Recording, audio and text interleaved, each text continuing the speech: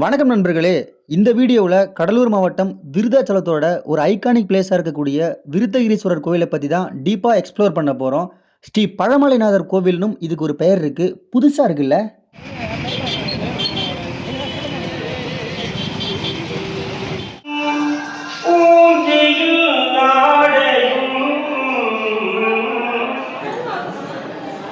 இப்போ இந்த மரத்தை கொஞ்சம் பாருங்களேன். எவ்வளோ பெரிய மரம், ரொம்பவே பழமையாக இருக்குது. ஆமாங்க, இதுதான் இந்த கோவிலோட தலவிருச்சம்னு சொல்கிறாங்க. இதுக்கும் பெரிய வரலாறும் இருக்குது. இதை பற்றி நம்ம பின்னாடி பார்ப்போம்.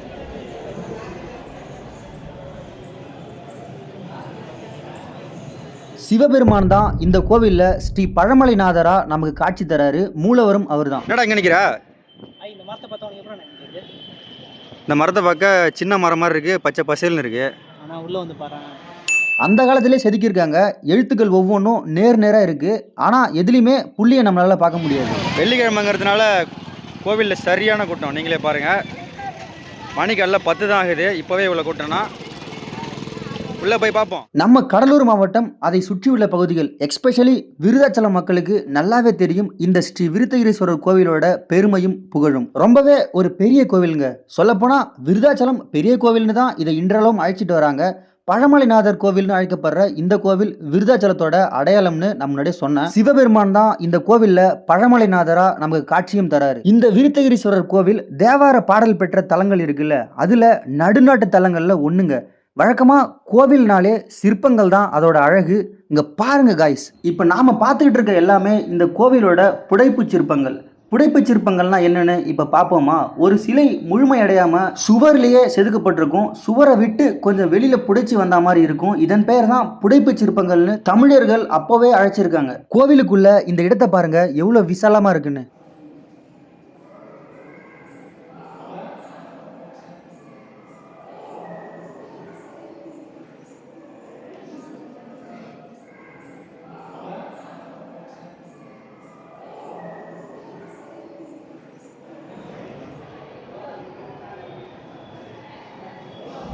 கிழக்கு ராஜகோபுரம் வழியாக கோவிலுக்குள்ளே நம்ம வந்ததுக்கப்புறம் நம்மளோட வலதுகை பக்கமாக ஒரு பெரிய கருங்கல் மண்டபத்தை நீங்கள் பார்க்கலாம். இங்கே பாருங்க காய்ஸ், இதில் ஆச்சரியம் என்னன்னா, ஒவ்வொரு தூண்களும் டன் கணக்கில் இருக்கும். அதுலேயும் நுணுக்கமான சிற்ப வேலைப்பாடுகளை அவங்க செஞ்சுருக்காங்க. சொல்லப்போனால் இந்த கருங்கல் மண்டபம் ரொம்ப பீஸ்ஃபுல்லாக இருந்தது. அதிக பேர் இங்கே படிச்சுக்கிட்டு உட்காந்துருந்தாங்க. அசோக் மேலே பாரியா, சீலிங்கில் செதுக்கிறாங்க பாரியா, எவ்வளோ அழகா.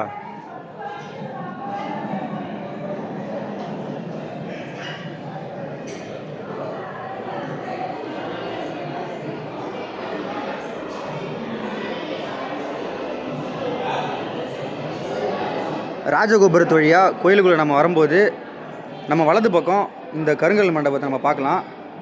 ஏராளமான தூண்கள் இருக்குது. எல்லாமே வந்து கருங்கல்லால் செஞ்சுருக்காங்க. பார்க்கவே அவ்வளோ நேர்த்தியாகவும் அக்யூரேட்டாகவும் இருக்குது. என்ன ஓகே, நான் சொல்லிட்டு சரிதானா?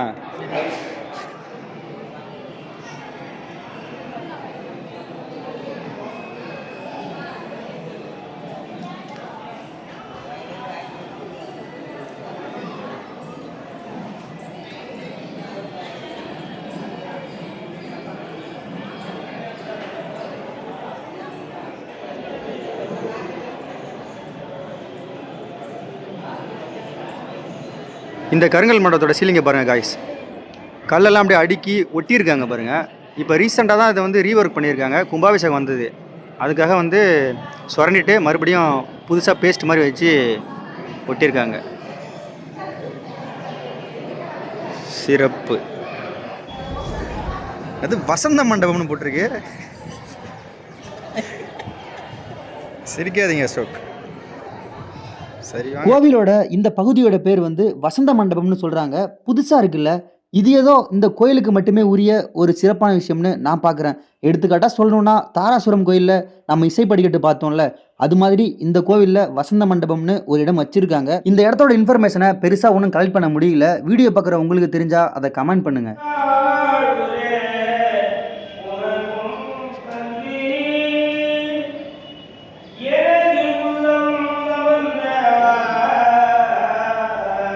இந்த கோவிலுக்கு நீங்கள் வரும்போது கண்டிப்பாக இந்த ஒரு இடத்த ட்ரை பண்ணுங்கள். அதாவது ஆழத்து விநாயகர் கோவில்னு அழைக்கப்படுற இந்த பாதாள விநாயகர் சந்நிதி தரைமட்டத்திலிருந்து 16 அடி ஆழத்தில் அமைக்கப்பட்டிருக்கு. என்ன வயசு?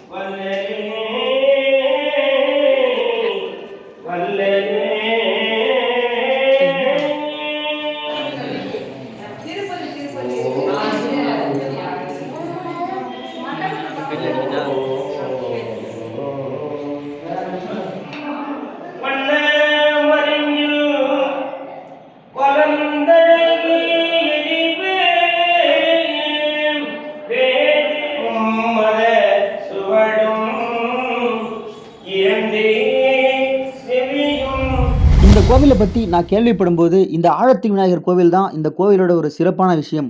அதாவது விநாயகரோட 6 படை வீடுகளில் 2வது படை வீடான இந்த ஆழத்தி விநாயகர் கோவில் நம்ம விருத்தாச்சலம் விருத்தகிரீஸ்வரர் கோவிலில் தான் இருக்குன்னு முன்னாடியே நான் கேள்விப்பட்டேன்.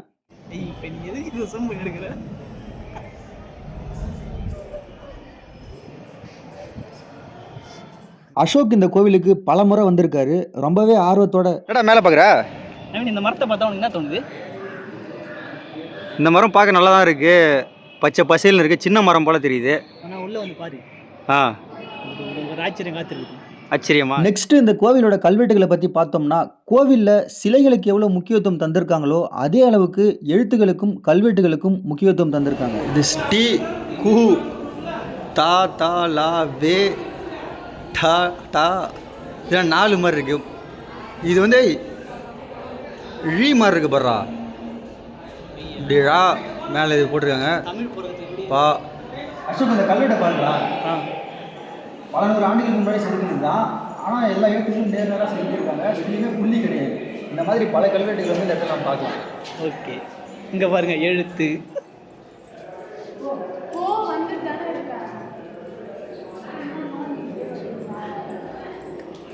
ஒரு பெரிய தூண்ல இருந்து 2 கிளை தூண்கள் பிரிஞ்சு வந்த மாதிரி செதுக்கியிருக்காங்க பாருங்க. அசோக், நீ முன்னாடி ஒரு மரம் சொன்னல, ஆம்பா அந்த மரத்திட்ட இப்போ வந்துட்டோம். இந்த கோவிலோட தலைவிருச்சமும் அதுதான். அதோட பேர் வந்து வன்னி மரம்.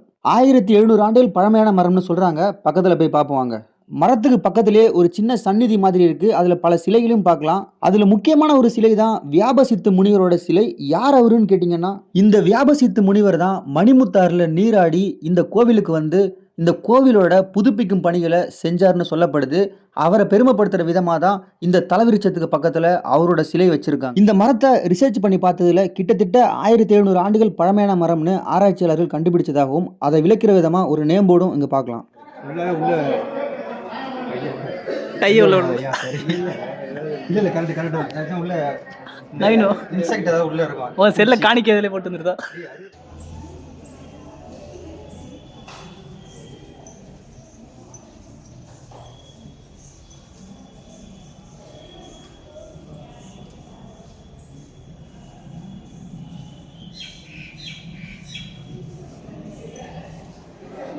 இங்கே பாருங்கள், மேலே வந்து இந்த இரும்பில் வந்து சேனல் கொடுத்துருக்காங்க ஒரு தாங்குகிற விதமாக.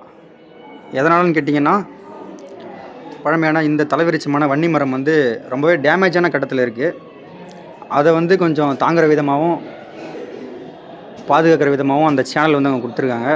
அருமை. இந்த வீடியோ மூலயமா நம்ம எக்ஸ்ப்ளோர் பண்ணிகிட்ருக்க இந்த விருதாச்சலம் பெரிய கோவிலோட மூலவர் விருத்தகிரீஸ்வரரோட சந்நிதி வந்து இங்கே தான் இருக்குது. இதுக்குள்ளே வந்து ஃபோன் நாட் அலோட். அதனால் உள்ளே போய் பார்த்துட்டு அதோட அனுபவத்தை உங்கள்கிட்ட நான் ஷேர் பண்ணுறேன். இங்கே பாருங்கள், நடராஜர் சந்நிதி. இது மாதிரியான பல சின்ன சின்ன சந்நிதிகளை இந்த கோவிலில் நீங்கள் அங்கங்கே பார்க்கலாம். குறிப்பாக சிவனோட மறு உருவமாக இருக்கிற அதிக சந்நிதிகள் இங்கே இருக்குது. நல்லபடியாக ஸ்ரீ விருத்தகிரீஸ்வரரோட சந்நிதிக்கு போயிட்டு அவரை பார்த்துட்டு தரிசனமும் பண்ணியாச்சு. இதுதான் வந்து இந்த கோவிலோட கருவறை. சுவரை பாருங்கள், ஃபுல் அண்ட் ஃபுல் கல்வெட்டுகளை வச்சே செதுக்கியிருக்காங்க. இது மாதிரி கோவிலில் பல இடங்களில் நம்மளால் கல்வெட்டுகளை பார்க்க முடியும். அப்படியே அங்கே பார்த்தோம்னா 63 நாயன்மார்களோட சந்நிதி இருக்குது. போய் பார்ப்போம் வாங்க. 63 நாயன்மார்களோட சந்நிதி கோவில்களில் இருக்கிறது யூஷுவல் தான். அதுவும் குறிப்பாக சிவன் கோயில்கள்னால் கண்டிப்பாக 63 நாயன்மார்களோட சந்நிதியும் அவங்களோட ஸ்டாச்சுவும் அங்கே வச்சுருப்பாங்க. சிம்பிளாக சொல்லணும்னா இந்த 63 பேரும் தீவிரமான சிவபக்தர்கள். அதில் முக்கியமான 4 பேரோட சிலைகள் இங்கே இருக்குது பாருங்கள். 63 நாயன்மார் சந்நிதிக்கு இப்போ நம்ம வந்துட்டோம். அதில் மிக முக்கியமான 4 பேரோட சிலைகளை இப்போ நம்ம பார்க்கலாம். திருஞான சம்பந்தர், திருநாவுக்கரசர், மாணிக்கவாசகர், சுந்தரமூர்த்தி நாயனார். இவங்க 4 பேருக்குமே இன்னொரு சிறப்பு பெயரும் இருக்குது. சைவ சமய குறவர்கள்னு அழைக்கப்பட்டு வந்தவங்க தான் இவங்க. இதை பார்த்ததுக்கப்புறம் அப்படியே 1 by 1 63 நாயன்மார்களோட சிலைகளையும் நம்ம அப்படியே பார்க்கலாம் வாங்க. இதில் இன்னொரு இன்ட்ரெஸ்டிங்கான விஷயமா நான் எதை பார்க்குறேன்னா 63 சிலைக்கும் அதோட பெயர் என்னன்னு மேலே மென்ஷன் பண்ணியிருப்பாங்க. இந்த 63 பேரில் 60 பேர் ஆண்கள் 3 பேர் பெண்கள்னு பெரிய புராணத்தில் குறிப்பிடப்பட்டிருக்கு. நீங்கள் நெக்ஸ்ட் டைம் ஒரு கோயிலுக்கு போகும்போது அங்கே நாயன்மார் சந்நிதி இருந்தால் கண்டிப்பாக நேரம் ஒதுக்கி அதை பாருங்க. நான் ஒவ்வொரு டைம் கோயிலுக்கு போகும்போதும் நாயன்மார் சந்நிதியை இன்ட்ரெஸ்டிங்காக பார்க்குறது வழக்கம்.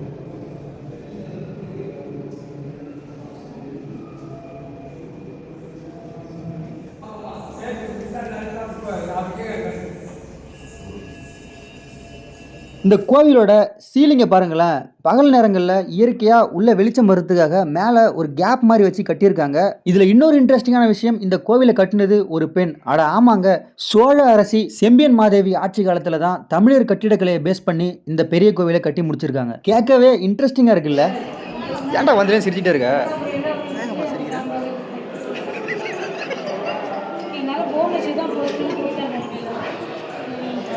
மகாமகம், ஆருத்ரா தரிசனம், பிரதோஷம், சிவராத்திரி, ஆடிப்பூரம் இது மாதிரியான திருவிழாக்கள்லாம் இந்த கோவிலில் வெகு விமர்சையாக கொண்டாடப்பட்டு வருது. பிப்ரவரி 6, 2022 வருஷம் இந்த கோவிலோட குடமுழுக்கு ரொம்பவே பிரமாதமாக கொண்டாடப்பட்டது. கடலூரை சுற்றி உள்ள பல பகுதிகளில் இருந்து பல லட்சம் மக்கள் ரொம்பவே ஆர்வத்தோட இந்த கும்பாபிஷேகத்தில் வந்து கலந்துக்கிட்டாங்க. ஃபைனலாக இந்த ஒரு விருதாச்சலம் பெரிய கோவிலை நம்ம சுற்றி பார்த்தாச்சு, எக்ஸ்ப்ளோரும் பண்ணியாச்சு. இது வந்து கோவிலோட பின்பகுதி. மேற்கு கோபுரம் தானே, அருமையாக இருக்குது. இப்போ நமக்கு பின்னாடி தெரியுது பார்த்தீங்களா, இந்த பகுதி ஃபுல்லாகவே சின்ன சின்ன சந்நிதிகள் இருக்குது. வாங்க நான் ஒரு எக்ஸாம்பிளுக்கு உங்களுக்கு காட்டுறேன்.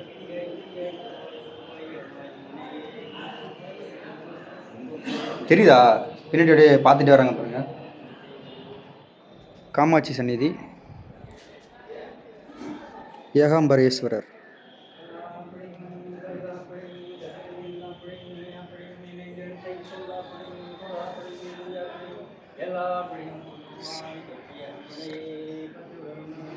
சகஸ்ரலிங்கம்,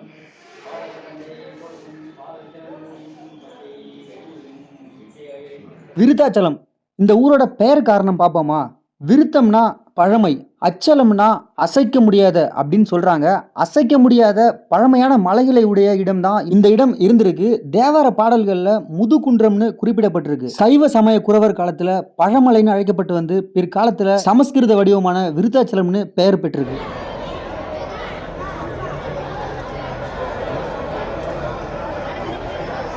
கோவிலோட சைடில் வந்து விருத்தாம்பிகை அம்மனோட சந்நிதி இருக்குது. இங்கே தான் மேரேஜ்லாம் நடக்கும். எக்ஸாம்பிளுக்கு இங்கே பாருங்கள்.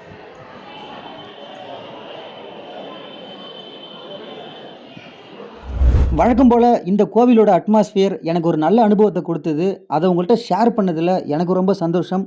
மீண்டும் ஒரு நல்ல பதிவிலிருந்து நம்ம சந்திப்போம்.